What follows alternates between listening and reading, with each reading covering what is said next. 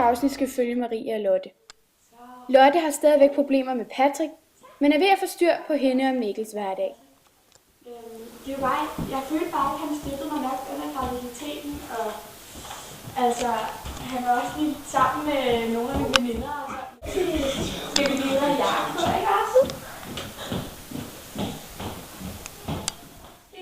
Skal vi have jakke på?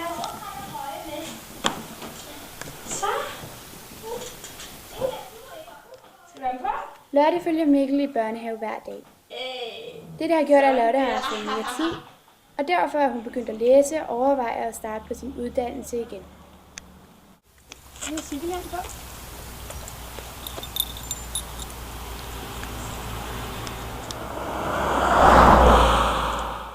Der er en måned til Marie skal føde, og hun har stadig ikke fået styr på hendes fremtid. Har du planlagt at snakke med faren om det her?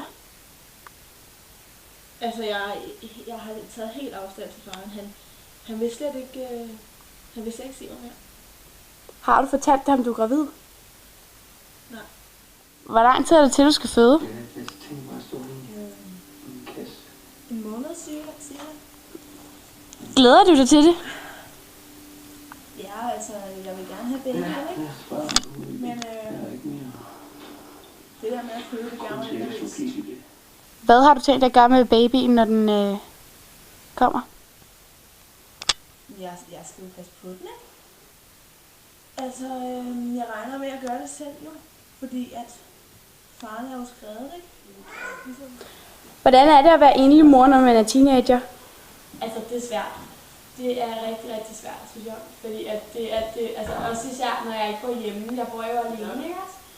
Og så når man skal købe ind, lave mad, vaske tøj, og også når bare passe på Mikkel.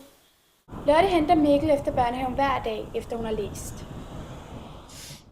Marie står til at blive smidt ud af hendes lejlighed, og hun har stadig ikke fået noget støtte fra hendes families side.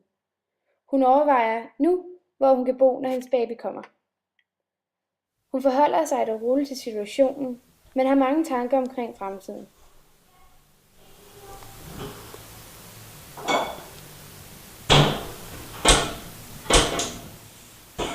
Nu hvor du er gravid, og du har mistet dit arbejde, hvordan har du så tænkt dig at få råd til den her lejlighed?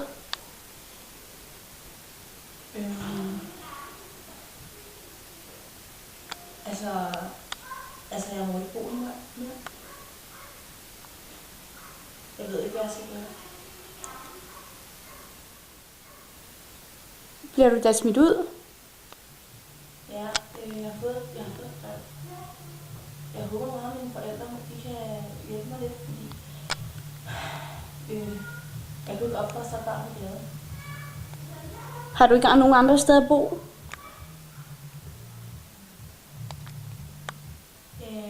Altså, jeg har overvejet, om jeg kan bo hjemme hos min veninde der, som jeg har. Har hun da givet udtryk for det? Nej. Lottes mor og far har valgt at hjælpe Lotte med at betale for hendes lejlighed, indtil hun skal studere. Når hun begynder at læse, håber Lotte, at hendes mor vil hjælpe med at passe på Mikkel, så han ikke skal være i børnehave hele tiden. Vi har valgt at hjælpe til med din økonomiske situation. Ja, det har jeg. Heldigvis da, fordi ellers ville jeg jo ikke kunne blive boende her. Og det er jo dejligt, at jeg kan det. Jeg siger til, at du skal ud og studere. Det er mine forældre rigtig glade for, at jeg har valgt at gøre, og jeg glæder mig også til at komme ud mellem andre mennesker. Jeg har tænkt dig at gøre meningen, hvordan du ikke har tid til at være hjemme. Hvad er min mor gider at passe? Efter Patrick har været sammen med Lottes veninde, har Patrick og Lottes forhold været på pause. Lotte har det svært med, at Patrick ser Mikkel, men han har besluttet, at Patrick godt må. Hvordan går det med dig og Patrick?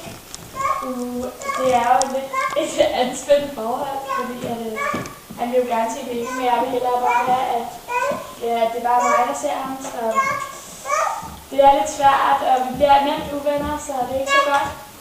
Har Patrick set Mikkel her på det sidste? Ja, det har han. Han skal faktisk gøre serien her om en lille uges tid. Så det bliver rimelig spændende at se, hvordan han reagerer på det, og så vi kan ikke. Det vil være dejligt, hvis vi kunne det. Se med i næste afsnit af Unge Aspergermødre. Mikkel har det svært, da han ikke forstår, hvor hans far er.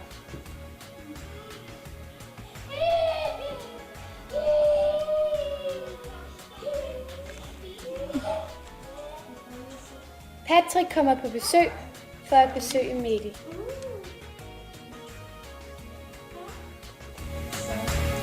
Og jeg kan i hvert fald lige ud og lave noget til.